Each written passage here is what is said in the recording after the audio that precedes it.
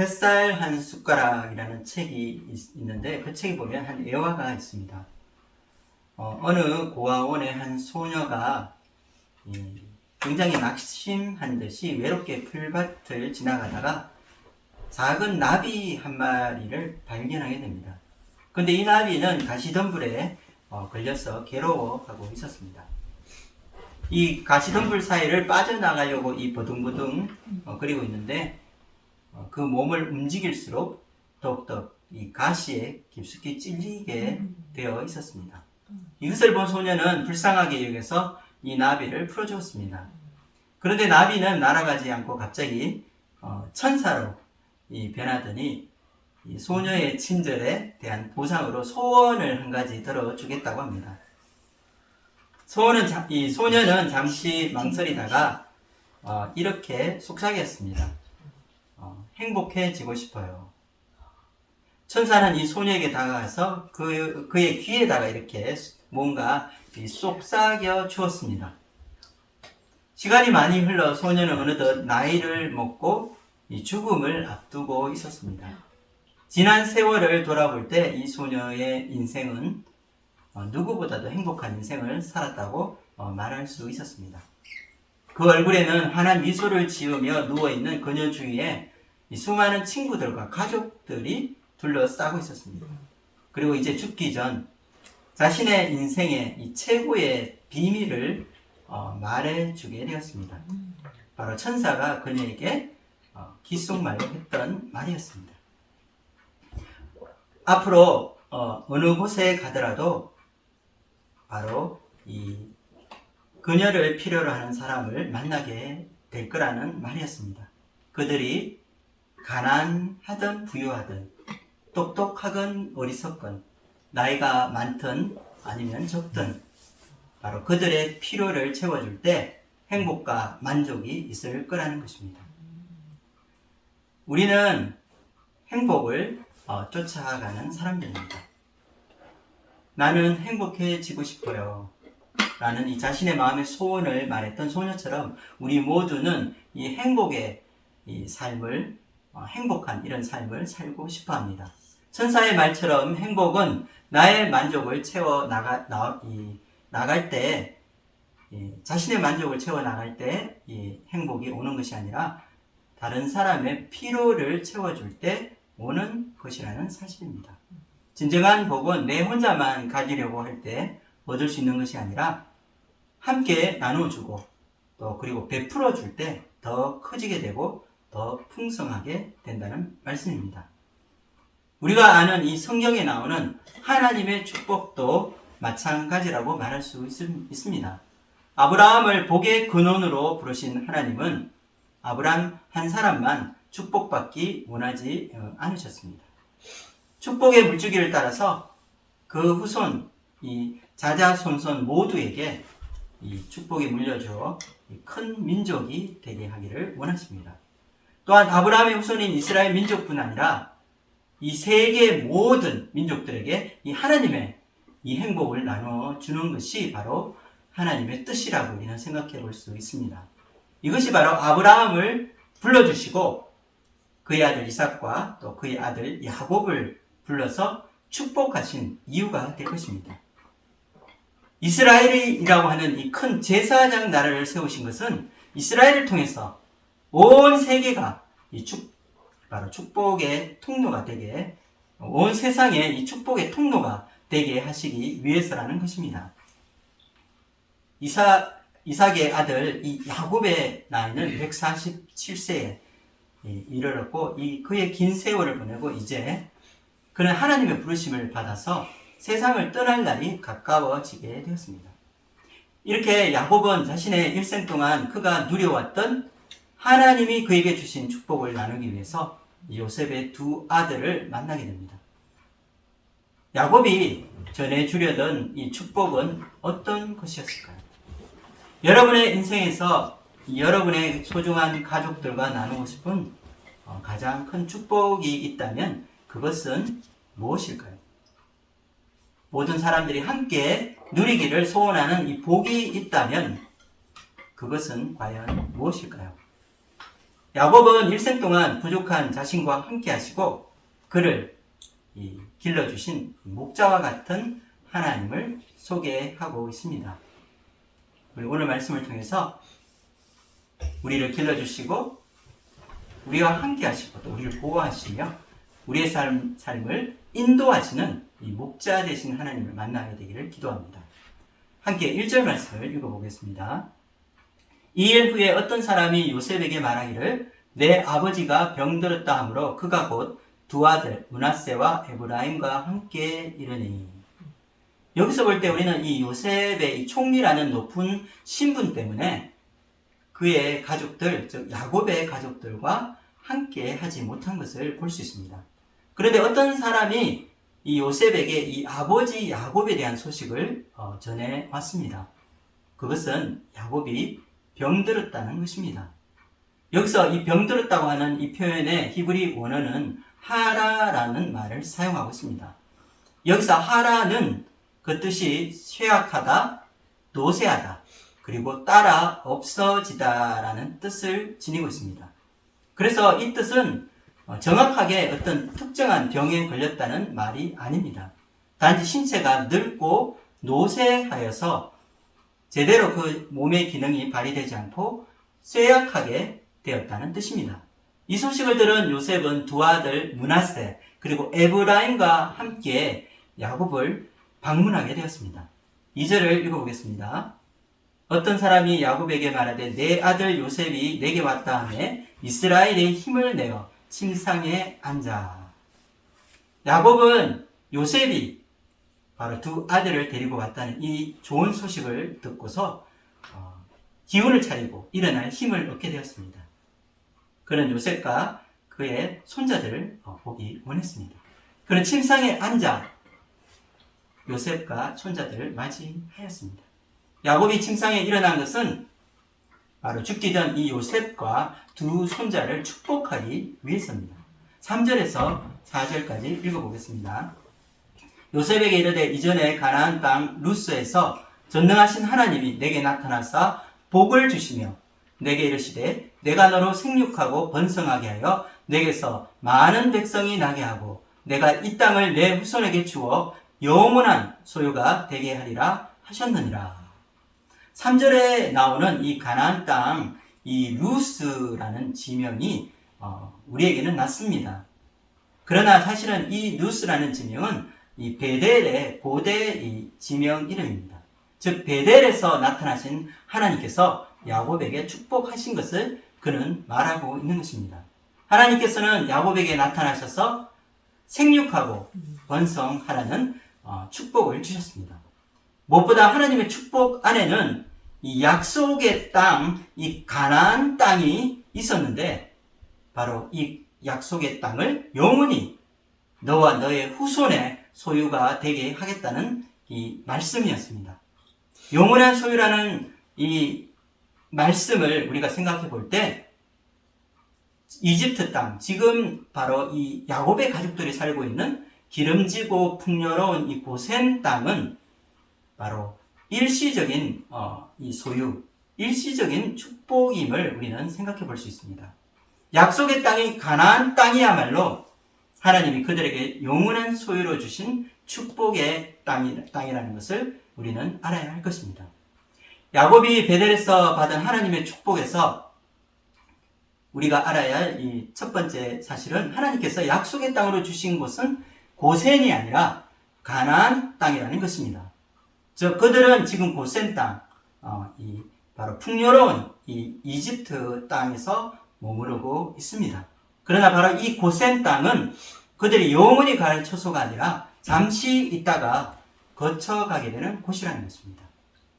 고센 땅에 지금 가고 있지만 하나님의 이 약속의 땅, 이 가나안 땅을 결코 잊지 말라는 것입니다. 우리 크리스찬의 삶에도 우리는 이 땅에서 하나님의 은혜를 받아서 하나님의 축복을 얻게 된 것들이 있습니다. 우리가 살아가는 삶의 터전에서 우리가 열심히 땀 흘려 모으게 된 재산과 집들이 있습니다. 그리고 우리가 세상에서 얻은 명예와 또 이 성공, 그리고 또 세상에서 얻게 된 지위와 업적들이 바로 우리가 이 땅에서 얻게 된 기업이라고 말할 수 있습니다. 그러나 이것은 템포럴, 일시적인 것임을 우리는 기억해야 합니다. 잠시 우리가 가지고 누리다가 언젠가는 이것을 다 내려놓고 떠나야 한다는 것입니다. 그리고 우리에게는 영원한 기업이 우리를 기다리고 있다는 것입니다. 여러분에게 주어진 영원한 기업은 무엇입니까? 그것은 바로 영적인 약속의 땅, 바로 하나님의 나라가 바로 우리의 영원한 소유가 될 것입니다. 하나님의 나라를 소망하는 것이 바로 하나님이 우리에게 주신 이 약속의 말씀입니다. 이 땅에 발을 딛고 오늘이라는 현실을 우리는 살아가야 하지만 우리에게는 저 땅, 곧 영원한 내세에 하나님의 약속이 기다리고 있음을 우리는 기억하고 믿음으로 살아가시는 저와 여러분이 되기를 축복드립니다. 그런데 우리는 여기서 이 야곱이 손자들을 축복하고 영원한 기업을 약속하기 전에 므낫세와 에브라임 두 손자들을 먼저 입양하게 되었다는 사실을 알게 됩니다. 5절 말씀을 읽겠습니다. 내가 애굽으로 와서 내게 이르기 전에 애굽에서 내가 낳은 두 아들 에브라임과 므낫세는 내 것이라. 르우벤과 시므온처럼 내 것이 될 것이요. 현재 이 야곱이 이 자신의 이 12명의 자녀를 통해서 낳은 이 손자들은 52명에 달하고 있습니다. 이와 같이 52명의 이 손자 중에서 오직 요셉의 두 아들 므낫세와 에브라임 이 두 사람만이 바로 야곱의 양자가 된다는 것입니다. 그런데 이것은 사실 야곱의 아들 중에서 이 요셉을 장자로 축복하는 것과 같은 의미라고 할 수 있습니다. 왜냐하면 장자는 이 두 몫으로 축복을 받기 때문입니다. 이로 인해서 이 야곱의 아들들 12명에서 이 요셉이 빠지게 되고 요셉의 두 아들이 바로 야곱의 이 아들들의 그 위치로 들어가게 되어 13명이 되는 것입니다. 그리고 우리가 알다시피 13지파 중에서 한 지파, 바로 레위 지파가 제사장의 이 지파로 빠지게 됨으로 해서 모두 이스라엘의 12지파로 완성되게 되는 것입니다. 야곱이 두 아들을 입양하고 축복하고자 할 때에 그의 눈이 어두워서 그들을 잘 알아보지 못하고 있음을 우리는 알게 됩니다. 10절을 읽어보겠습니다. 이스라엘의 눈이 나이로 말미암아 어두워서 보지 못하더라. 요셉의 두 아들을 이끌어 아버지 앞으로 나아가니 이스라엘이 그들에게 입맞추고 그들을 안고. 야곱은 이 두 명의 이 아들로 입양된 이 두 아들을 입맞추고 안아주었습니다. 여기서 입맞추고 안아주는 이 행위라는 것은 이 아버지의 애정과 사랑의 표현이라고도 할 수 있습니다. 그런데 또한 이것은 이 고대 이 함무라비 법전에 나오는 그 해석에 의하면 내 아들로 받아들이고 합법적인 양자를 선언하는 표현이라고 말할 수 있습니다. 그래서 이것은 하나의 입양식, 하나의 세리머니의 의식 중에 바로 하나에 해당된다고 합니다. 그런데 야곱은 이들을 축복하기 위해서 그가 손을 뻗어 앞으로 나아갈 때에 오른쪽에 있는 장자 므낫세와 왼쪽에 있는 이 차자 에브라임을 축복하는 발을 서로 엇바꾸어서 그들을 축복하게 됩니다. 13절에서 14절을 읽겠습니다. 오른손으로는 에브라임을 이스라엘의 왼손을 향하게 하고 왼손으로는 므낫세를 이스라엘의 오른손을 향하게 하여 이끌어 그에게 가까이 나아가매 이스라엘이 오른손을 펴서 차남 에브라임의 머리에 얹고 왼손을 펴서 므낫세의 머리에 얹으니 므낫세는 장자라도 팔을 엇바꾸어 얹었더라. 바로 이 야곱의 오른손에서 이 축복을 받는 사람이 사실은 장자가 되어야 하는 것입니다. 그런데 야곱은 장자가 아니라 이 차남이 이 장자의 축복을 받도록 한 것입니다. 첫째가 아니라 둘째가 이 장자의 축복을 받았다는 것입니다. 그러나 우리는 이 지난날 이 야곱의 삶을 생각해 볼 수 있습니다.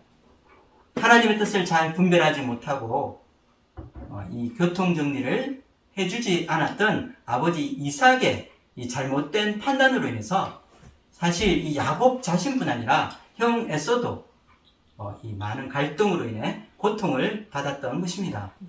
이것은 야곱이 장자의 명분을 얻기 위해서 형과 겨루다가 집에서 쫓겨나 먼 타지에서 오랜 세월을 보내야 했던 이유가 되었던 것입니다. 하나님은 야곱이 이삭의 이 축복, 장자의 축복을 받기 원하셨던 것입니다. 그러나 야곱은 지난날에 이런 아버지의 실수를 반복하지 않고자 합니다. 자기 자신도 이 장자, 이 첫째가 아닌 이 차자로서 하나님의 축복을 받았듯이 차자인 에브라임이 이 축복을 받게 하였던 것입니다. 그러면 이 두 명의 입양된 아들들에게 준 이 축복의 내용은 무엇이었을까요? 15절에서 16절 말씀을 우리가 읽어보도록 하겠습니다. 그가 요셉을 위하여 축복하여 이르되 내 조부 아브라함과 아버지 이삭이 섬기던 하나님, 나의 출생으로부터 지금까지 나를 기르신 하나님, 나를 모든 환난에서 건지신 여호와의 사자께서 이 아이들에게 복을 주시오며 이들로 내 이름과 내 조상 아브라함과 이삭의 이름으로 칭하게 하시오며 이들이 세상에서 번식되게 하시기를 원하나이다. 야곱은 이 아들, 입양된 아들을 축복하였습니다. 자신의 파란만장한 인생에 함께 하시고 그리고 자신을 그동안 축복해 주셨던 바로 이 여호와 하나님을 그들에게 소개하고 있습니다. 야곱에게 여호와 하나님은 자신을 지금까지 길러주시고 또 그를 인도하시고 보살펴 주신 목자와 같으신 분이었습니다. 하나님이 없었다면 야곱은 가장 불행한 인생을 살게 되었을 것입니다. 이 하나님께서는 야곱의 이 삶에 늘 함께 하셨습니다. 그의 인생이 즐거울 때나 슬플 때나 그의 인생이 성공할 때나 실패할 때나 그의 삶이 젊고 힘이 있을 때나 늙고 병이 들어 연약해졌을 때나 하나님은 그와 늘 함께 하셨습니다. 무엇보다 야곱이 인생에서 큰 위기를 맞고 어려움을 당했을 때 그를 모든 환난에서 구원해 주신 분이 바로 이 목자 같으신 여호와 하나님이셨던 것입니다. 오늘 말씀에서 우리는 야곱이 죽음을 앞두고 요셉과 또 그 두 아들을 이 복의 근원이신 하나님의 이름으로 축복하게 되는 것을 보게 됩니다. 야곱은 그의 손자 에브라임과 므낫세를 그의 양자로 삼고 여호와 하나님의 축복을 주었습니다. 그것은 바로 그를 기르시던 하나님, 목자와 같이 그를 인도하시고 사랑하신 이 하나님을 그들의 축복의 유산으로 남겨주게 되는 것입니다. 여기서 이 야곱이 말했던 나를 기르신 하나님, 여기서 기르신다는 히브리 원어는 이 로에라는 말을 사용했습니다. 그런데 이 로에라는 말의 뜻은 먹이다, 기르다, 친구가 되어주다라는 의미를 가지고 있다고 합니다. 그리고 이 로에라는 말은 나중에 목자라는 말로 발전된 단어가 되겠습니다. 바로 나를 기르신 하나님, 나를 먹이시고 나를 입히시고 그리고 나를 양육하신 하나님이십니다. 또한 내가 외로울 때 아무도 내 곁에 있어주는 사람이 없는 그 시간에 나에게 다정한 친구가 되어주시고 나를 떠나지 않으시고 함께 하셨던 분이 주님이신 것입니다. 주님은 나를 먹이시고 나를 기르시고 나의 목자가 되시는 하나님이십니다. 그가 남긴 이 유산은 바로 그의 할아버지 아브라함과 아버지 이삭이 섬기시던 그 하나님 자체였습니다. 그가 태어나 지금까지 그를 이 품 안에 사랑하시고 기르시고 인도하셨던 하나님, 그분이 바로 야곱의 영적인 유산이 되었던 것입니다. 이와 같이 복의 근원이신 하나님께서 므낫세와 에브라임에게도 동일한 은혜로 축복해 주시기를 그는 마음으로 기원하고 있는 것입니다. 우리는 이 야곱의 하나님을 이제까지 이 창세기 말씀을 통해서 살펴보았습니다.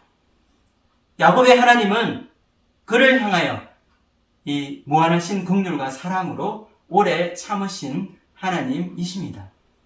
유난히 고집세고 또한 인간성이 강했던, 그래서 자신의 인생을 자기가 원하는 대로 살고자 했던 이 야곱을 오래 기다려주시고 긴 세월 인내로서 그와 함께 하시며 그의 내면을 빚어가신 바로 사랑의 하나님이셨습니다. 야곱은 파라오 왕에게 그가 고백했던 것처럼 147년에 기구하고도 험악한 인생을 살아왔습니다. 이런 그를 언제나 사랑해 주시고 용납해 주신 분이 주님이시며 여호와 하나님이셨습니다. 또한 이 변화되기 힘든 이 야곱을 하나님께서 만지시고 빚으셔서 그의 내면이 변화받게 하기 위해서 많은 고난의 시간도 하나님께서 허락하셨던 것입니다. 장자 명분을 두고 혈전을 벌인 형 에서와의 극한 갈등이 있었고 그는 목숨의 위협을 느끼며 집을 떠나야 했습니다. 그리고 먼 타지에서의 나그네의 삶을 살게 되었습니다. 또한 외삼촌이자 장인이 된 라방과의 갈등으로 힘든 20년의 목동 생활을 하게 되었습니다. 그는 나중에 가정도 꾸리게 되었는데 라헬과 이 레아의 이 경쟁으로 인해서 결국 4명의 아내들 틈바구니에서 그는 힘든 이 결혼 생활을 하게 되었습니다. 또한 그가 얻은 이 자녀들 또한 서로 화목하지 못하고 미워하며 또 이 서로 시기하는 그런 엮이는 가정을 이루게 된 것입니다. 그리고 마지막에는 그가 가장 사랑하는 아들 요셉이 이집트의 노예로 팔려가는 정말 상상할 수 없는 그런 끔찍한 일들이 이 야곱의 가정에서 벌어지게 되었습니다. 야곱은 한평생 이 죽은 자식을 가슴에 묻고 아픈 상처로 살아온 인생이었습니다. 그러나 이런 험난한 인생에도 불구하고 그의 삶에 이 모든 것을 합력하여서 손으로 바꾸어 주시고 자신을 가장 좋은 길로 인도하신 목자 되신 하나님을 그는 만나게 된 것입니다. 그의 험악한 이 긴 세월이었지만 그의 마지막에는 하나님의 아름다운 이 결말을 보게 하셨습니다. 잃어버렸다고 생각한 아들을 그는 되찾게 되었습니다. 극심한 가뭄과 기근을 피해서 이제 그 가족들이 멸족하지 않고 생존할 수 있는 길을 찾게 된 것입니다. 인간의 연약함과 허물에도 불구하고 선하신 하나님께서는 이 모든 것을 통하여서 가장 좋은 이 선을 이루어 주시고 야곱의 이 삶을 축복해 주신 것입니다. 여러분은 인생의 끝자락에서 여러분의 자손에게 무엇을 남겨줄 수 있을까요? 우리가 자손에게 줄 수 있는 가장 귀한 유산은 어떤 것이 있을까요? 어떤 사람은 그가 일생 동안 정말 뼈 빠지게 일하고 힘들게 모아온 이 재산을 자식들에게 물려줘서 자식들이 호의호식하며 행복하게 살게 축복하고자 하는 사람들이 있습니다. 하지만 나중에 자식들은 이 유산을 받기 위해 형제 간의 원수가 되고 가족 간의 관계성이 깨어지는 것을 우리는 많이 보게 됩니다. 우리가 자손에게 물려줄 가장 큰 유산이 있다면 그것은 돈이나 세상적인 무엇이 아닐 것입니다. 그것은 바로 이 야곱이 그의 후손들에게 물려주고자 하는 것처럼 바로 우리 전 인생을 통해서 지켜온 우리의 신앙의 유산이 되어야 할 것입니다. 사랑하는 자녀들을 축복하는 가장 좋은 길은 그들에게 우리 부모 세대가 만났던 이 복의 근원 되신 하나님을 전해주는 것이 바로 가장 좋은 길이 될 것입니다. 우리 다음 세대 자녀들도 이와 같이 살아계신 이 하나님을 만나며 그 인생에서 그분의 은혜를 체험하게 하는 것입니다. 하나님의 놀라운 이 축복의 물줄기를 후손들에게 이어주고 자녀들이 하나님 나라의 놀라운 이 축복과 소망을 알게 하는 것입니다. 야곱의 삶이 평탄한 그런 인생은 아니었지만 이 모든 과정을 통해서 마침내 그런 하나님의 축복을 누리게 되었던 것입니다.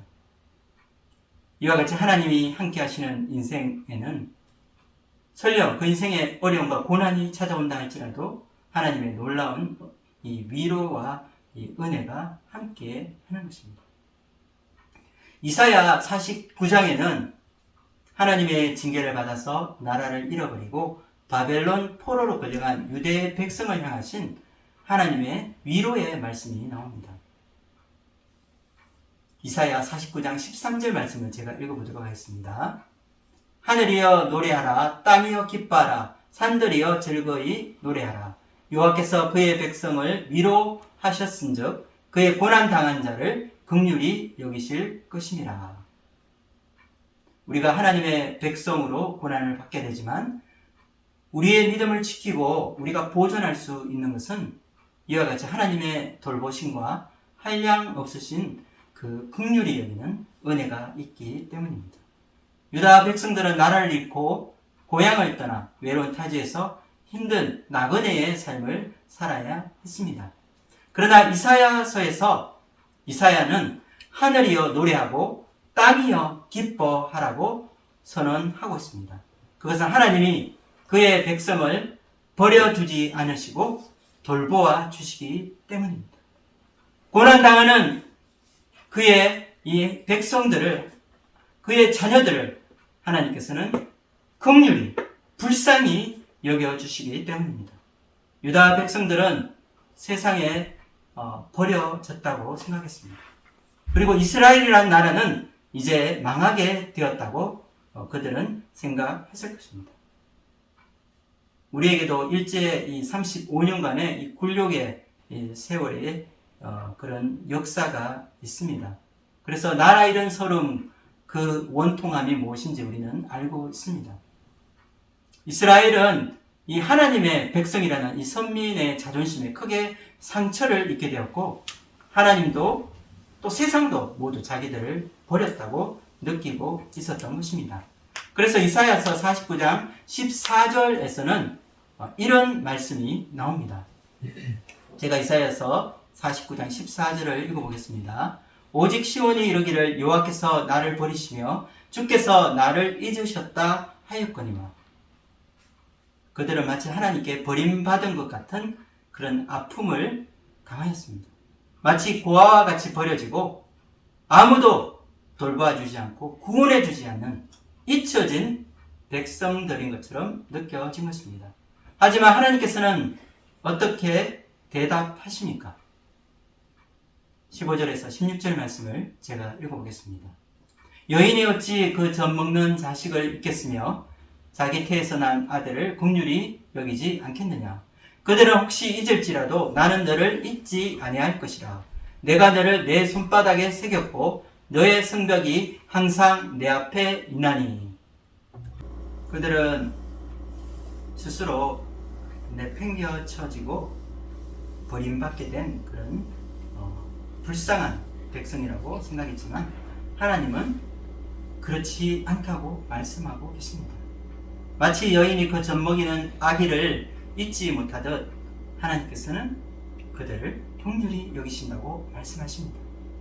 여기서 이 긍휼히 여기신다고 할 때 이 긍휼이라는 뜻은 이 히브리어 원어를 볼 때 어머니의 자궁, 바로 아기집, 어머니의 자궁이라는 단어에서 유래한 것입니다. 아기를 뱃속에서 잉태한 어머니가 자신의 태아에 대해서 느끼는 애틋한 감정을 이 긍휼이라는 말씀, 이 단어 안에 담고 있습니다. 젖먹이는 어린 자녀에 대한 어머니의 모성애에 대해서 말하고 있는 것입니다. 또한 이 긍휼이라고 이 번역된 이 영어 이 단어는 compassion이라는 말을 사용합니다. 이 compassion이라는 이 말씀의 이 어원을 보면 함께 고통을 받는다는 뜻이 있습니다. 자녀의 고통을 몸으로 느끼며 함께 고통을 받는 것을 말합니다. 어머니의 뱃속에 있는 아기는 어머니와 한 몸입니다. 아기가 아프면 엄마도 아픕니다. 바로 탯줄로 연결되어 있기 때문입니다. 우리가 아픔을 느끼면 하나님 마음도 아프십니다. 우리가 고통을 받을 때 하나님도 함께 고통 받으십니다. 마치 창자가 끊어질 것 같은 그런 아픔을 하나님께서 느끼십니다. 하나님은 우리를 온전히 공감하시고 우리를 이해하시는 분이십니다. 히브리서 4장에서는 하나님께서 우리의 상황과 형편을 잘 아시고 우리의 그런 마음을 공감하시는 분이시라고 말씀하고 있습니다. 히브리서 4장 15절 말씀을 함께 읽어보도록 하겠습니다. 우리에게 있는 대제사장은 우리의 연약함을 동정하지 못하실 이가 아니요 모든 일에 우리와 똑같이 시험을 받으신 이로되 죄는 없으시니라. 여기서 우리에게 있는 이 대제사장은 우리의 연약함을 동정하신다고 말하고 있습니다. 동정이란 이 말의 이 개역개정의 번역이 사실은 마음에 들지 않지만 우리가 영어를 보면 sympathize라는 것을 알 수 있습니다. 이 뜻은 동감하다, 공감하다라는 뜻입니다. 이것은 상대의 상황을 처한 그 상황을 이해하고 공감하거나 나쁜 상황에 대한 안타까운 그 감정을 가지는 것을 말합니다. 그래서 상대의 슬프고 아픈 마음을 함께 느끼는 것을 의미합니다. 주님은 질고와 같은 우리 인생을 아십니다. 우리가 얼마나 연약한 자인지 우리의 연약함을 이해하시고 긍휼히 여기십니다. 주님은 우리의 대제사장이 되셔서 우리의 연약함과 우리의 죄와 허물을 사하여 주십니다. 우리의 제약된 본성과 우리의 약함을 주님께서는 너무나 공감하시는 분이십니다.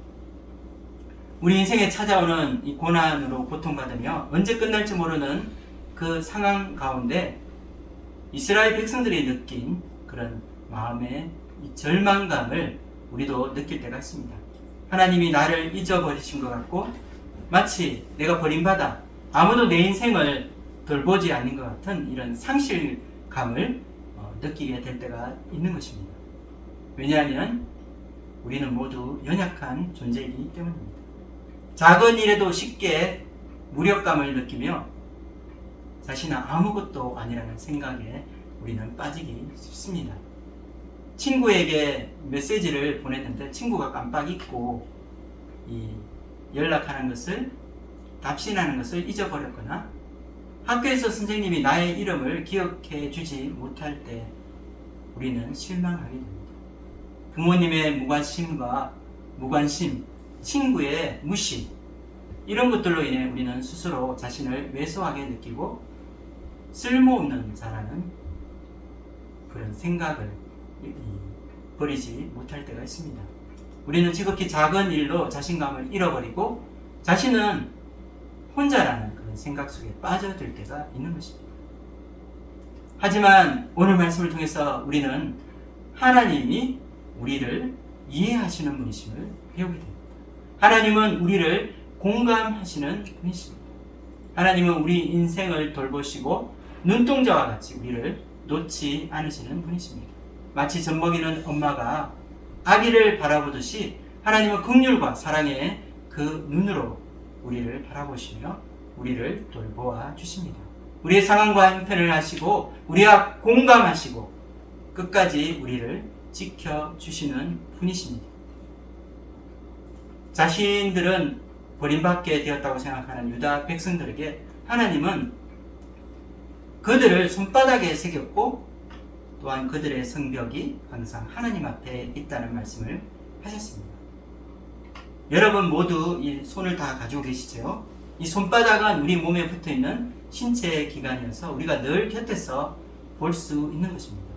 그래서 손바닥에 새겼다는 것은 항상 옆에서 지켜보며 기억하고 있다는 의미가 될 것입니다. 하나님은 영이시기 때문에 우리가 눈으로 볼 수 없고 때로는 우리가 느낄 수도 깨달을 수도 없겠지만, 그러나 하나님은 고난받는 이 자녀와 늘 함께 하시고 우리의 삶을 인도하십니다. 파이오니아 이 성경 번역 선교회라는 이 선교 단체에 소속되어 있는 한 아프리카 선교사가 겪었던 그런 일화가 있습니다. 바로 양철 지붕 위에 이 집단을 얹은 그런 초가집에 살고 있었습니다. 그런데 어느 날 이 근처에서 피워두었던 이 모닥 불씨가 날아와서 초가 지붕에 떨어졌고 불은 순식간에 지붕 전체로 번져지게 되었습니다. 온 식구들이 나와서 어떻게든 이 불을 꺼보려고 물을 붓고 애를 써보았지만 바짝 마른 건조한 공기에다가 이 아프리카의 뜨거운 태양까지 더해지면서 전혀 손을 쓸 틈도 없이 집이 홀라당 타버리게 되었습니다. 집이 불타서 숫덩이처럼 그을린 시커먼 이 재가 되어버린 이 상황에서 어디선가 중얼중얼 기도하는 소리가 들렸다고 합니다. 7살짜리 아들 이 윌리엄이라고 하는 이 아들이 혼자서 기도하고 있었던 것입니다. 그런데 엄마의 귀에는 이 아이의 기도 소리가 마치 시편 성경 구절을 읽는 소리나 아니면 이 방언 소리와 같이 들렸다고 하는데, 너무나 신기해서 이 아이의 기도를 받아 적게 되었다고 합니다.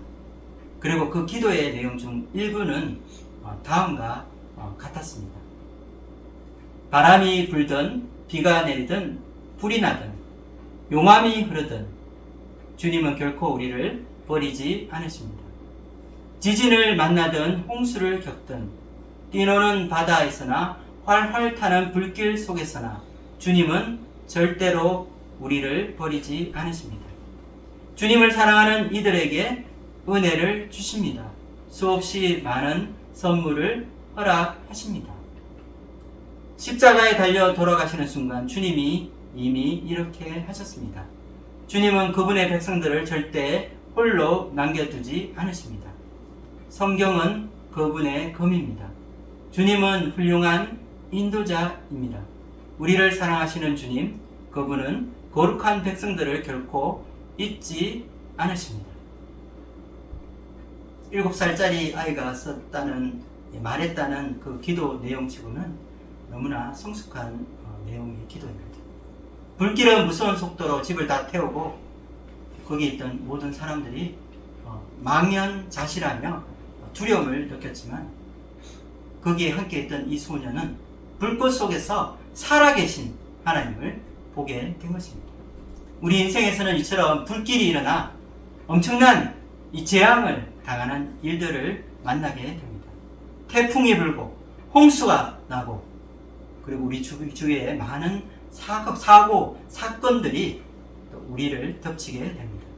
우리 인생에서 우리의 모든 것을 태울 이런 무서운 기세로 맹렬히 다가오는 많은 불길들이 있습니다. 그리고 이런 불길들은 이 죄의 불길, 쾌락과 세상의 즐거움의 불길, 함께 우리 인생을 태우고자 합니다. 매일 일어나는 재앙, 이 사고의 불길, 이 죽음을 우리를 위협하는 이런 무서운 불길들이 인생에서 찾아옵니다. 그러나 인생에서 가장 무서운 불은 아직 오지 않았습니다. 세상에 살아가는 모든 사람들에게 찾아올 가장 두려운 불길이 있습니다. 그것은 우리 각자에게, 그 사람이 누구든 누구에게나 찾아오는 사망의 불길이며, 이 사망의 불길은 한 사람이 한평생 쌓아놓은 인생이라고 하는 집을 모두 집어 삼켜버리는 무서운 재앙으로 나옵니다. 사람들은 죽음에 대한 두려움으로 움츠려들며 그리고 떨고 무서워합니다. 그러나 우리는 이 고난과 이 죽음의 불길 가운데서 두려워할 필요가 없습니다. 왜냐하면 이 무서운 이 불길 가운데서도 우리와 함께 하시고 우리를 지키시는 하나님이 계시기 때문입니다. 하나님은 사랑하는 백성들을 결코 홀로 남겨두지 않으십니다. 하나님은 고난당하는 당신의 백성들을 잊지 않으시고 그들에게 위로를 부어주시고 놀라운 하늘의 은혜를 부어주십니다. 그리고 우리의 삶을 진리의 길로 인도하십니다. 하나님은 우리를 마침내 푸른 초장과 맑은 시냇 물가로 인도하시는 훌륭한 인도자가 되십니다. 우리 인생, 우리 각자의 인생을 인도하시는 목자가 되시는 것입니다. 여러분은 여러분의 인생에 당하는 많은 어려움과 그런 상황 속에서 여러분의 인생 가운데서 지금도 여전히 여러분을 인도하시고 여러분을 도우시고 여러분의 삶을 축복하시는 이 하나님의 손길을 여러분은 믿고 신뢰하고 계십니까? 한 주간 우리를 기르시는 하나님, 우리의 친구가 되셔서 우리의 삶을 인도하시는 이 주님을 의지하며 믿음으로 살아가시는 저와 여러분이 되기를 주님의 이름으로 축원드립니다. 또한 오늘 하루를 이 땅에서 우리가 이 발을 딛고 살아가지만 영원한 내세에 하나님의 약속이 있음을 기억하고 이 하나님의 놀라운 축복을 세상에 전하며 살아가시는 저와 여러분이 되시기를 주님의 이름으로 축원드립니다.